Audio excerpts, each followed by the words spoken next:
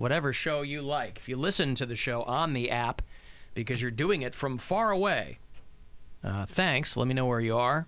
We've got a whole map of people who are listening around the world. Christopher listens in Kirkland, Washington. Cody's in Ann Arbor. Brian is in Collierville, Texas.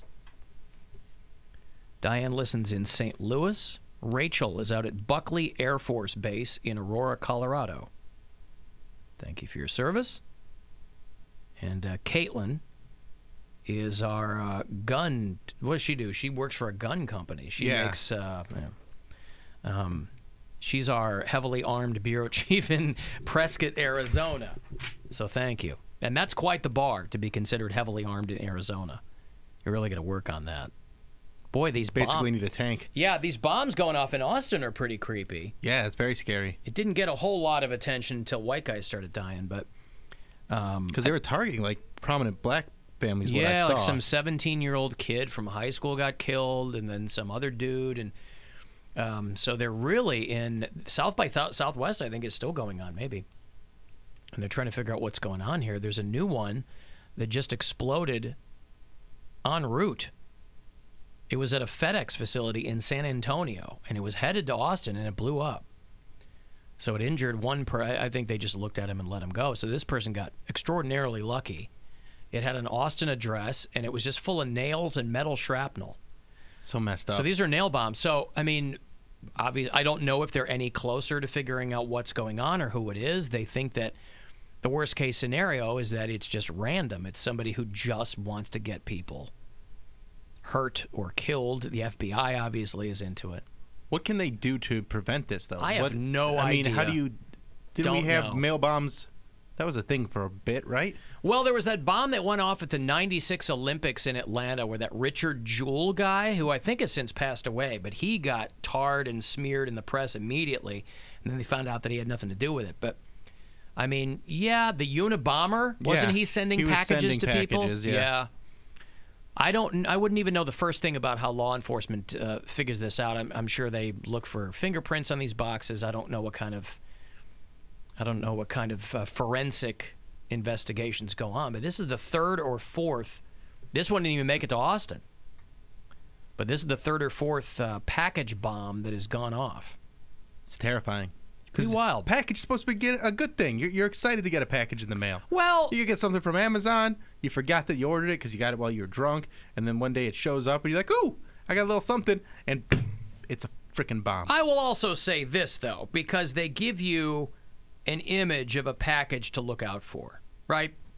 If it's handwritten and scrawled, if it's got an unknown mailing address, because a lot of times these guys that were in their mountain cabin and creating these bombs, they're handwriting the label. If I got some wrapped in brown paper handwritten package, I wouldn't open that thing up. That is I'd all call the mail we bomb get squad. from listeners. Whenever we get anything from listeners, it always looks like that. That's what I'm saying. I mean, if I get a card or a letter from Dick, it's all chicken scratch, but I know it's him. I get other pieces of mail. And you know the white powder in it is just dandruff and old man skin. Oh, God. And I'll get other packages, or I'll get envelopes that, you know, smell like someone's been smoking a pack of Pall Malls right before they mailed it.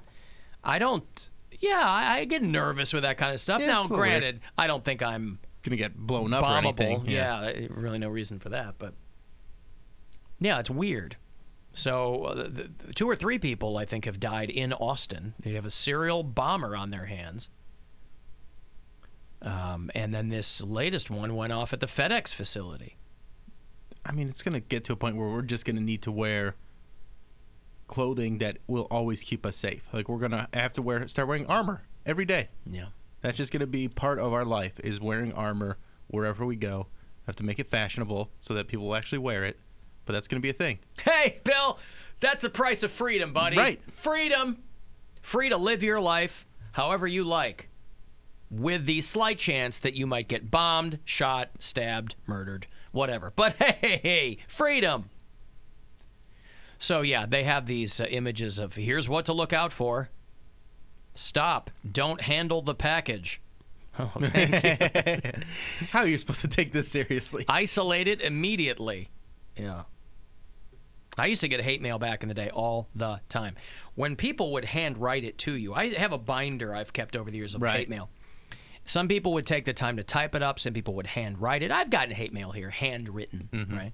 But most people now just use social media to air their grievances. Right. Anybody who will handwrite you something. They've clearly got a lot of time. And it's a compliment almost, because they took a lot of effort to do that. Well, no, I don't take it as a compliment because it would be a compliment if somebody took the time to do that in the midst of a very busy day. But if you've got nothing but time, you have nowhere to go and all day to get there. I mean, it's, these are not 25-year-old guys writing me letters. They're like 75-year-old guys writing me letters who happen to hear something that I said out of context and want to let me know how disapproval. I'm more of a long way to go and a short time to get there kind of guy. Like Eastbound and Down. Yeah, I mean, sure, I understand. I'm going to say that we're going to do what they say can't be done. Mm-hmm. Yes, Pound Cake. I was just going to say, I just imagine the old guys writing the letters. They have one of those pens with the feather attached to it, and they're dipping the pen in the inkwell. Well, it's not Amadeus Mozart writing me a letter. How dare you? They're not using an inkwell, I don't think. They have the inkwell. Yeah. Hello! Well, they're just using moldy old bank pens. Well, they're smoking a lot of cigarettes when they're writing them. And again, I haven't gotten one for a while, but... Mr. Amadeus Cox. Yeah, that's I want right. to tell you. I got a letter here from a Mr. Salieri. I'm not sure what this is about, but... Yes. I must tell you how disappointed I was to tune in the other day and hear you speaking in such a mischievous manner about all kinds of... An old intern of yours who's dating an Italian woman with multiple abortions. How repulsive. How repulsive. I have forwarded a copy of this letter to your immediate superiors. Yeah, I ain't anything like that. Does it have the wax seal on it and everything? The wax seal. Now that I like. That would be cool. That's fancy. You get that wax seal. It's pretty sweet. I think I bought one of those years ago because I thought it would be classy, and then I was like, I don't have wax. Where do I get the wax? What the hell am I doing with this? Got the seal. I got no wax. That's right. What did the seal look like? Oh, I don't know. You could. Was it an if you have AC? a family crest or something? Yeah.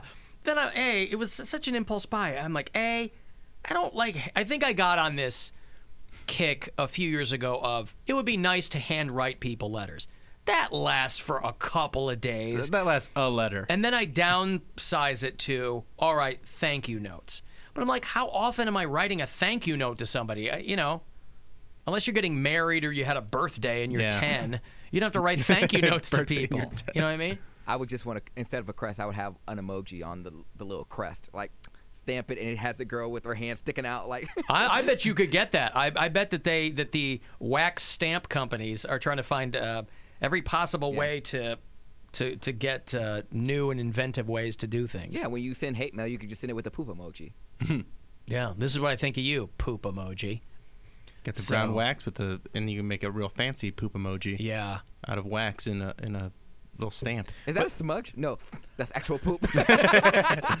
Oh, I had somebody mail me a box of poop one time. Oh, really? Oh, sure. Yeah, years ago. I just didn't know you got it. Mail me.